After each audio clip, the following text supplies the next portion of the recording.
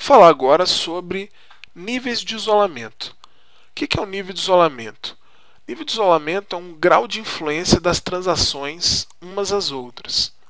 No início da apresentação, a gente estava falando dos princípios ACID e a gente falou da questão de isolamento, ou seja, os efeitos de uma transação não devem influenciar sobre os efeitos das outras transações, né? Elas são isoladas.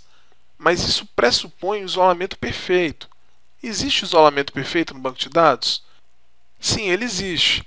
Mas para a gente dizer que as transações de fato nunca vão influenciar uma nas outras, a gente teria que, de certa forma, serializá-las, né?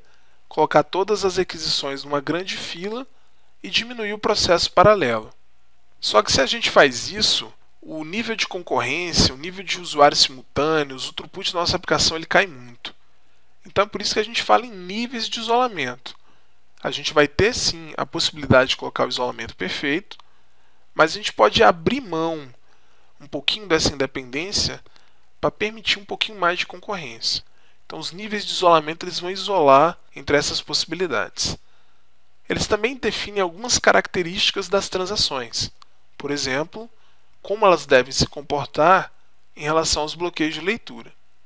Bloqueio de leitura, ele é obrigatório ou ele não é obrigatório? Então, quando eu for ler, eu vou ter que bloquear o registro para leitura ou não? A duração desse bloqueio. Eu li um registro e eu bloqueei ele para leitura. Quanto tempo esse bloqueio tem que durar? É só durante a minha leitura? É durante toda a transação? E são características que o nível de isolamento define. Também a questão do tratamento de conflito. Leitura versus escrita. Quando eu estiver lendo, a leitura deve bloquear a escrita? Ou eu posso ler e alguém pode atualizar sem ter que esperar eu terminar de ler? Ou eu posso ler algo que alguém está atualizando? Essas leituras, elas vão ler sempre a versão atual do registro ou a última versão comitada? Elas podem ler dados que ainda não foram comitados, ou seja, ela pode fazer a leitura suja? Então o nível de isolamento ele vai trabalhar nesse sentido, né? O bloqueio de leitura, né? E o tratamento de conflito. Se a gente olhar, quanto mais eu aumento o nível de isolamento, né, a gente pode ver essa seta preta na parte superior do gráfico, é o nível de isolamento. Quanto mais eu aumento o nível de isolamento, maior é a minha consistência, que a gente pode ver essa seta azul crescente. Então, ou seja, se eu botar um nível de isolamento muito rígido, eu vou realmente ter as transações completamente isoladas umas das outras. Uma vez que as transações são completamente isoladas, uma transação não pode influenciar na outra. E aí, nesse caso, a gente diz que a gente chegou no isolamento perfeito, ou seja, na máxima consistência, uma vez que uma transação não afeta em nada a outra. De forma contrária, se a gente tender mais para o lado esquerdo do nível de isolamento, a gente vai ver que a nossa consistência vai diminuir, né? Porque as transações vão começar a se enxergar em algum nível. Só que a partir do momento que a gente reduz, a gente relaxa um pouco o nível de isolamento, a concorrência ela é muito grande, porque as transações não vão bloquear umas às outras, não vão fazer ninguém esperar. Então isso dá uma ideia de tempo de resposta melhor, de um throughput melhor e de uma concorrência que flui com mais tranquilidade. Então, de um lado a gente tem a consistência, do outro lado a gente tem a concorrência. O ponto que a maioria dos bancos de dados considera o meio termo, né?